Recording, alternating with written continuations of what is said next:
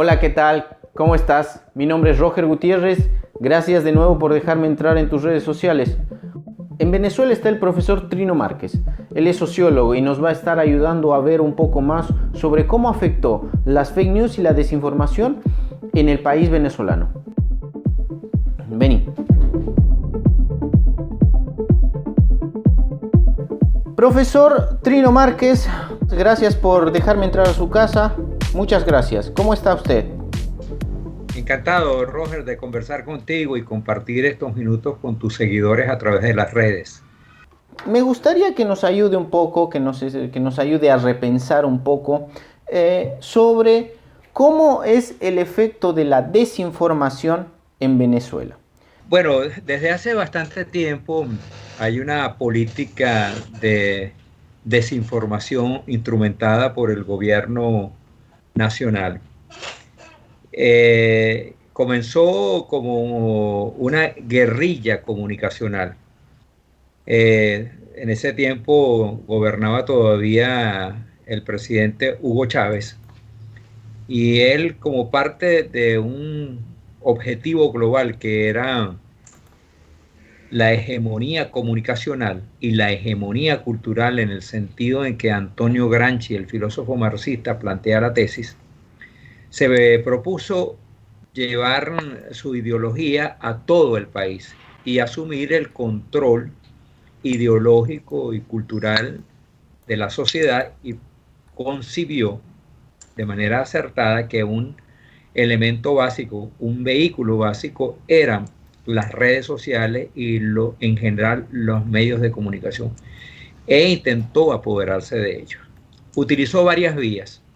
La primera vía que utilizó fue encadenar el país en encadenar los medios de comunicación, porque en Venezuela existían medios privados independientes muy poderosos. Existían dos televisoras que eran fundamentales, que captaban la atención de más o menos 85% del total de los televidentes, Radio Caracas Televisión y Venevisión, y las otras televisoras más pequeñas captaban el resto de la audiencia. El canal del Estado, que era Venezolana de Televisión, tenía muy poca audiencia. En vista de esta circunstancia, decidió que a comienzos de su gobierno él iba a encadenar durante muchas horas, en largas intervenciones, los medios de comunicación. Y de este modo, una práctica que era absolutamente extraña en el periodo democrático, él la convirtió en una rutina. Hugo Chávez hablaba de encadenado por los medios de comunicación 3 horas, 4 horas, 6 horas, hasta 7 horas. Llegó a encadenar todos los medios de comunicación de radio y televisión. Y esto se convirtió en una práctica rutinaria de su gobierno. Y lo hacía de una manera absolutamente arbitraria, Roger. Sin avisar previamente, sin pasar ningún tipo de comunicado, simplemente obligaba a las emisoras de televisión y de radio, las obligaba a encadenarse con la estación matriz, que era Venezolana de Televisión en el caso de las televisoras y Radio Nacional en el caso de las radios. De esa manera cubría todo el espectro radioeléctrico del país. Esa fue la primera modalidad. Y entonces allí él construía su propia leyenda, la leyenda de la revolución. Primero construyó su propio mito, pero luego destruyó los valores de la democracia. Los 40 años previos de la democracia, que habían sido tan importantes para cultivar la sociedad, para el desarrollo de los partidos políticos, de los sindicatos, de los gremios y de todo el capital social que se construyó en Venezuela, él lo fue demoliendo y demonizó los 40 años de la democracia.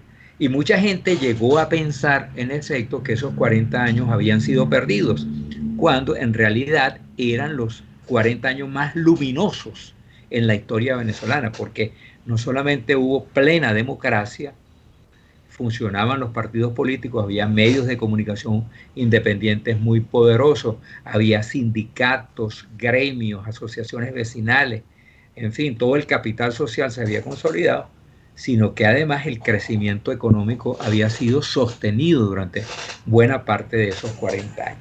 Y él demolió esa visión que los venezolanos temían. Entonces, ese es el punto de partida para entender cómo los medios de comunicación independientes seguían siendo muy fuertes y cómo la sociedad se resistía a caer sometida por Hugo Chávez. Él decidió entonces crear una guerrilla comunicacional. Ese fue el nombre que le colocó. Ah, el nombre era guerrilla comunicacional. Guerrilla comunicacional, tal cual, guerrilla comunicacional. Ahí cito entre comillas, porque ese fue el nombre que Hugo Chávez le colocó a ese grupo de personas dedicadas, especialmente a través de Twitter, a difundir información falsa o a exaltar el culto a la personalidad de Hugo Chávez o a exaltar las supuestas virtudes del gobierno revolucionario que él encabezaba. Entonces, todo este proceso de desinformación y distorsión, porque estuvieron acompañados, no solamente se desinformaba, sino que se distorsionaba la realidad. Se distorsionó los 40 años de vida democrática y se comenzó también a atacar de manera artera a la oposición, a desvirtuar totalmente lo que planteaba la oposición y a descalificarla, a invisibilizar a la oposición, a silenciarla en todos los sentidos, los partidos políticos, los líderes opositores, las organizaciones civiles independientes y todo aquel sector que no estuviese cuadrado de manera incondicional con el gobierno de Hugo Chávez. Estas fueron las bases de la construcción de la hegemonía comunicacional. Para darte algunos datos que te podrían interesar, hoy las grandes televisoras independientes que tuvo el país, una de ellas fue cancelada, fue cerrada, Radio Caracas Televisión, que captaba en los momentos, en el periodo premium de la noche, de 7 a 10 de la noche, pues captaba alrededor de 45% de la audiencia. Esa emisora fue cerrada. Venevisión, el otro gran canal, que es de un empresario muy exitoso que se llama Gustavo Cisneros, esa estación fue mediatizada y quien ve Venevisión cree que vive en otro planeta o en otro país, porque no se abordan los gravísimos problemas que confronta la nación en muchos sentidos. Entonces transmite muchos enlatados norteamericanos y muchos programas de diversión y de programas que lo que hacen es distraer la atención, pero no hay ningún espacio dedicado a la reflexión y a mostrar la verdadera realidad del país. Se ha extendido mucho el canal del Estado venezolana de televisión y Radio Caracas Televisión fue sustituida por una emisora que es incondicional del gobierno. Es una emisora al servicio del Estado que forma parte de la red de medios de comunicación públicos.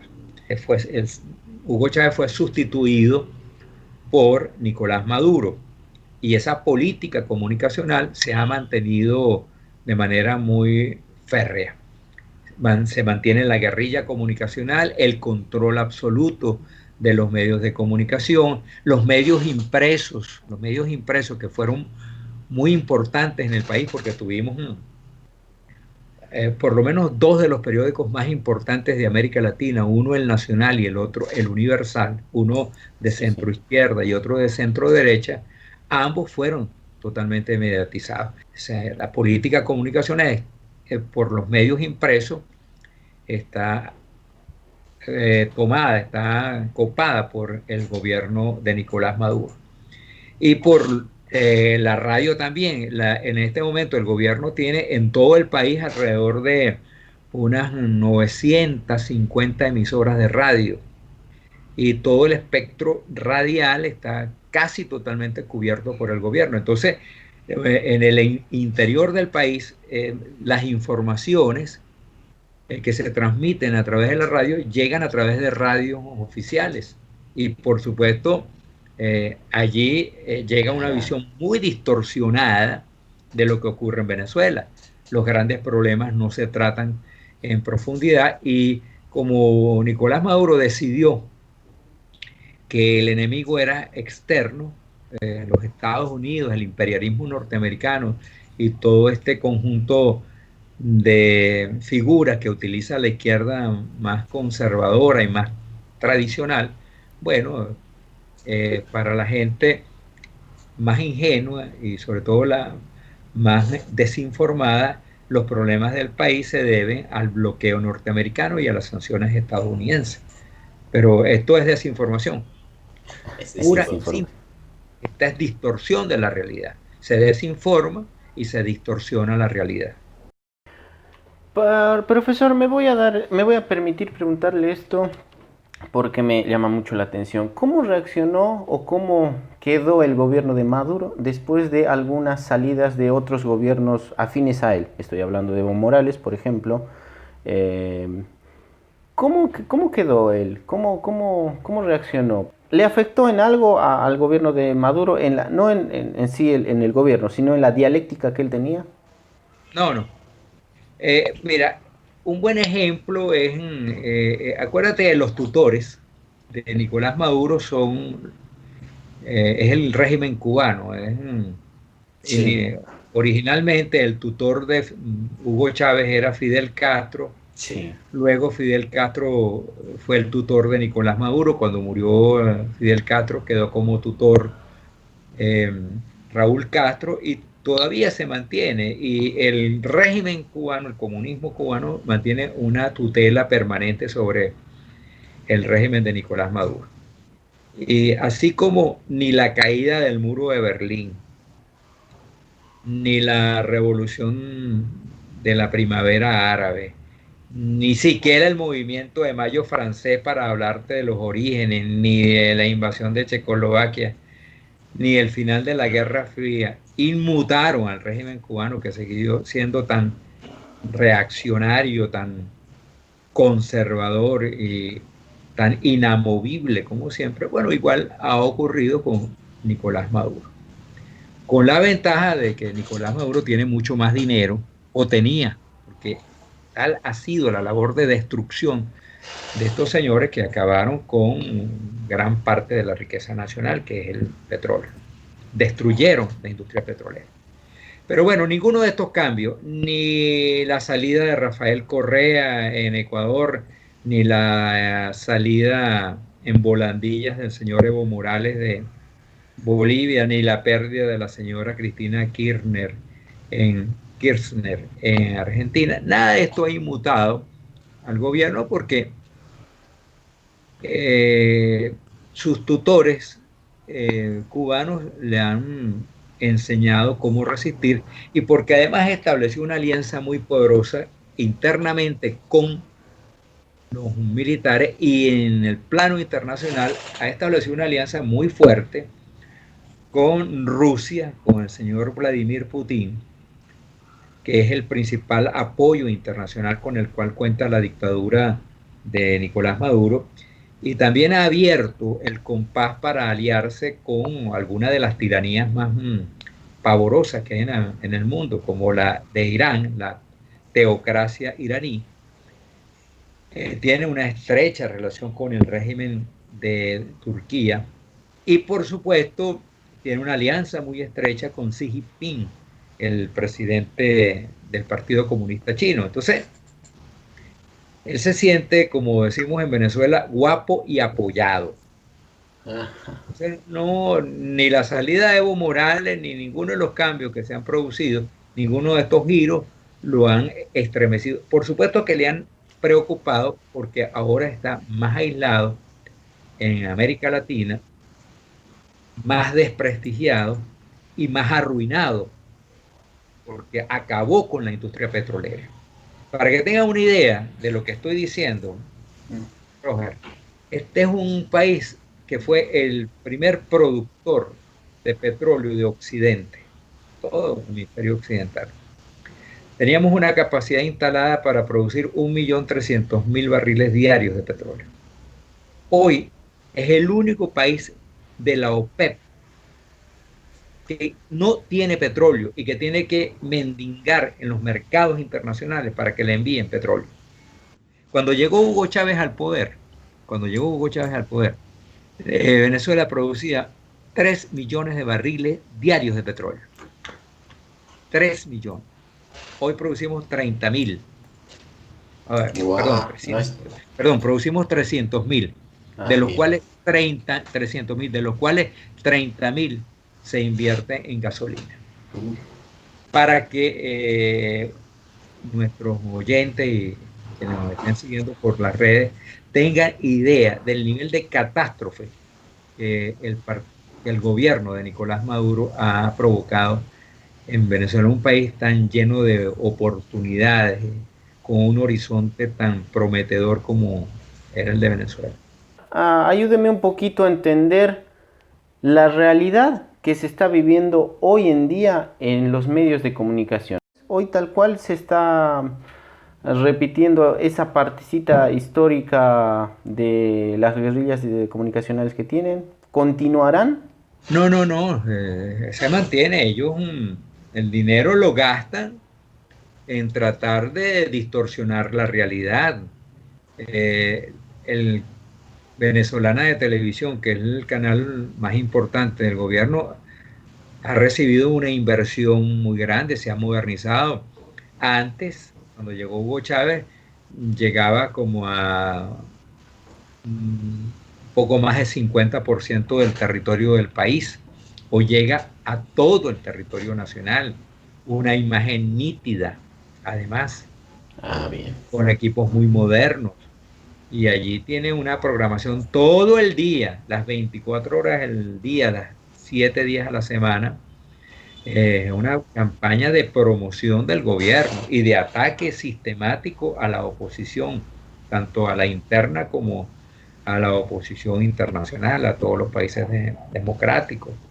Es una máquina de producir desinformación y de distorsión de la realidad. E igual, le decía que el gobierno tiene alrededor de unos 850, 900 estaciones de radio. La inmensa mayoría transmiten todo el día informaciones falsas, distorsionadas. Los medios impresos, unos desaparecieron como el Nacional y otros están muy mediatizados. Y hay otros que han comprado directamente. El periódico popular que más circulaba en el país era un periódico llamado Últimas Noticias, que era de una cadena muy importante llamada la cadena Capriles. Bueno, ese medio fue comprado por el gobierno y hoy es de los medios que se distribuye gratuitamente en el metro de Caracas, junto a otros medios impresos. Entonces, el aparato comunicacional es muy poderoso, pero la gente no se deja engañar fácilmente. Por más que tú trates de edulcorar la realidad y de maquillarla, la realidad está allí. Y entonces este es un país que no tiene agua, es un país que no tiene electricidad. La gente está cocinando con leña, 10% de las familias venezolanas. Estamos hablando de un país que tiene alrededor de 6 millones de familias. Unas 630.000 familias están cocinando con leña, es decir, que esas familias retrocedieron al siglo XIX. Este es un país que no tiene transporte público porque como no hay gasolina, sí, en buena parte del país el transporte público se ha paralizado. No tiene ni gasolina ni diésel. Entonces, la red de hospitales públicos es una calamidad y la red de escuelas públicas también. El sistema de seguridad social es muy precario. El sueldo mínimo que ganan los venezolanos es el más bajo del mundo. Del mundo. Estamos hablando de un salario mínimo que oficialmente es menos de $2 al mes. $2 al mes. $2 al mes, $2. Eso es increíble, pero eso tiene que saberse. Las pensiones que reciben las personas que se han jubilado después de 35, 40 años de trabajo es de $1 o $1.50. porque es Ayúdeme a entender, ¿qué puedo comprar con $1 allá? nada. Hacer.